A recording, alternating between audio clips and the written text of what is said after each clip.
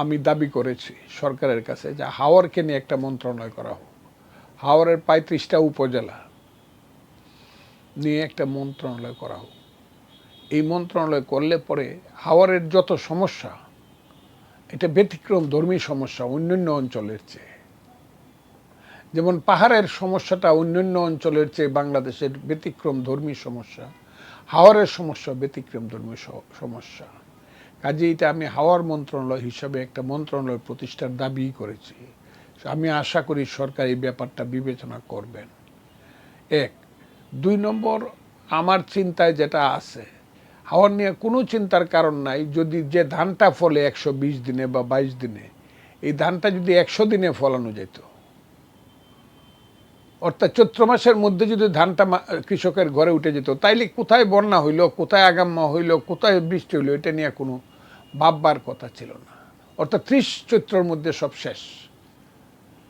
আমি এই ধরনের একটা ধান উদ্ভাবনের জন্য কৃষি গবেষণা ইনস্টিটিউট সহ সবাইকে, যদিও কৃষি গবেষণা ইনস্টিটিউট বলেন বা কৃষি বিজ্ঞান বলেন এই দেশে অনেক বেশি বৈপ্লবিক পরিবর্তন ঘটাইছে, আমি তাদের কাছে একদম অনুরোধ করব যে আপনারা এই জিনিসটা চেষ্টা করেন যে কত দ্রুত ধানটা ফলানো যায়, তাহলে কোনো কিছুর কাছে আমাদের যেতে হবে না। আরেকটা হলো, ভাটি অঞ্চলকে যদি সৌন্দর্যমণ্ডিত করতে হয় না, শুধু যদি রক্ষা করতে হয়, তাহলে নদী সঠিকভাবে খনন করতে হবে। চুরি চামারি করলাম, একজনকে দিলাম, শত শত কোটি টাকা ব্যয় করলাম, কন্ট্রাক্টররা খাইলো, মধ্যবর্তী যে ওরা আছে টাউটরা আছে, টাউটরা খাইলো, সাদাবাজরা খাইলো, এইটা না।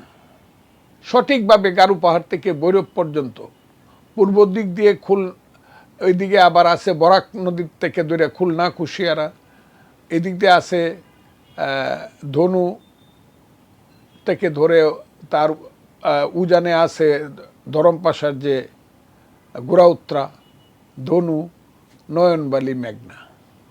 এই নদীটি কাটলে পরেই ১০০ কিলোমিটার ২০০ কিলোমিটার বা ২৫০ কিলোমিটার নদী যদি সঠিকভাবে খনন করা যায়, পুনঃখনন, তাইলে হাওরের সমস্যার বেশি সমাধান হবে। এতে কি হবে?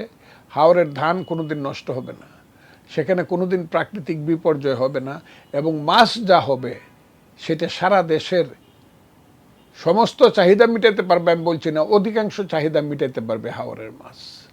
এখন তো নদীগুলো ভরাট হয়ে গেছে, খালগুলা বিলগুলা ভরাট হয়ে গেছে, যে কারণে মাছ নাই বললেই চলে। তাও যা আছে অন্যান্য অঞ্চলের চেয়ে অনেক বেশি।